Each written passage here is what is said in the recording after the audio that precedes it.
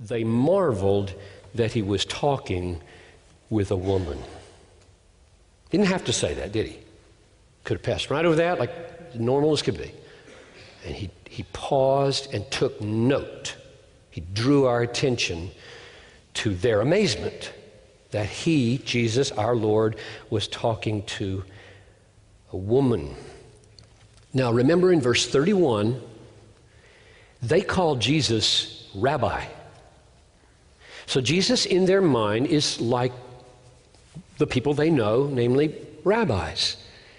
Rabbis in particular, men in general, didn't talk to women in public, first century, especially Judaism. Many of them might have done this out of seemliness, cultural appropriateness. Many did it out of misogyny. You know that word? Deep distrust, disrespect, dislike of women. In its worst form, we saw it this week, right? George Sodini killed 3 women in an LA fitness gym in Pittsburgh, just outside Pittsburgh. This is what he wrote in his journal. He wounded 10, killed 3. Just opened fire on a women's exercise class. His diary. No girlfriend since 1984. Who knows why? I'm not ugly or too weird. No sex since July 1990 either. I was 29. Over 18 years ago. I actually look good. I dress good. I'm clean shaven, bathe, touch of cologne.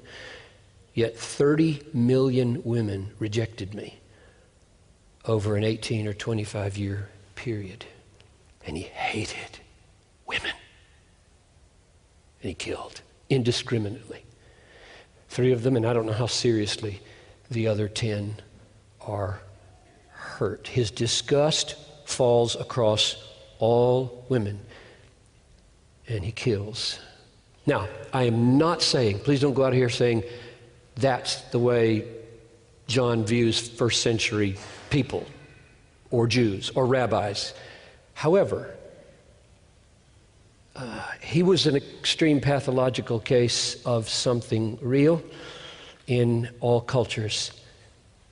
Women were not taught the Torah in Judaism, and they were not treated in general with respect, tenderness, appreciation. Jesus treated women differently, and John wants to draw your attention to that. Jesus treated women differently. His mother, these are just illustrations that you could go read about.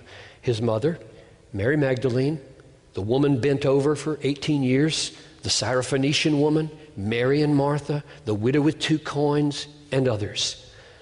And the main point that flows out of all of his interaction with women is God created man, male and female. In his own image, he created them of equal value and equal dignity with differing, complementary, honorable roles. And he put in motion in his coming and in his cross and in his speech and in his behavior, he put in motion a reversal of the fall.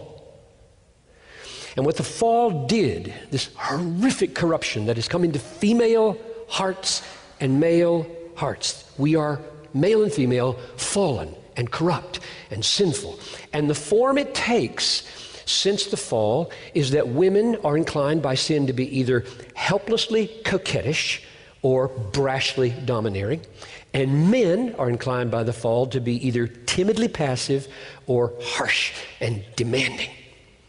Sin could distort in either direction, male or female.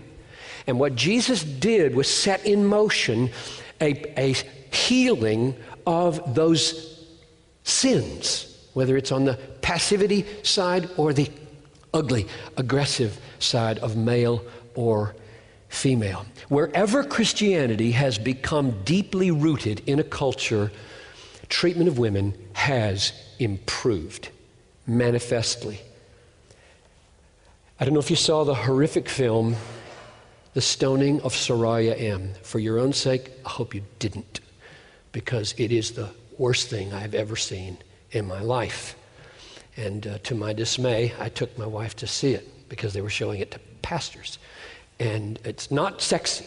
It's just the most violent, horrible thing I've ever seen, worse than the Passion of the Christ, which I am glad I watched. What that movie is intended to do and did is give us a glimpse of the dismal plight of millions of women today, hidden away in cultures around the world where Jesus is not known or trusted or followed. It is a horrific, dismal plight. The stoning of Sariah M. Wherever his gospel has gone, wherever his word has gone and taken root and begun to hold sway, men treat women with respect. They take humble, courageous initiative to protect women. They create stable, loving families as leaders who love and are like Jesus, in which covenant faithfulness of husband and wife displays to the world the mystery of Christ and his church. I read C.S. Lewis 2 weeks ago, who said,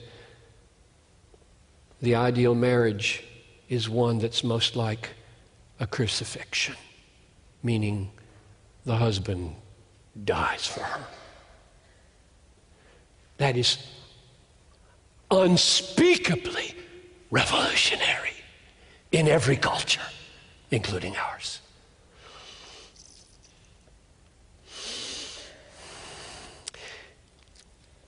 That's the way Jesus meant it to be. It's not a throwaway sentence, I believe, in this text when he says they were amazed. He was speaking to a woman.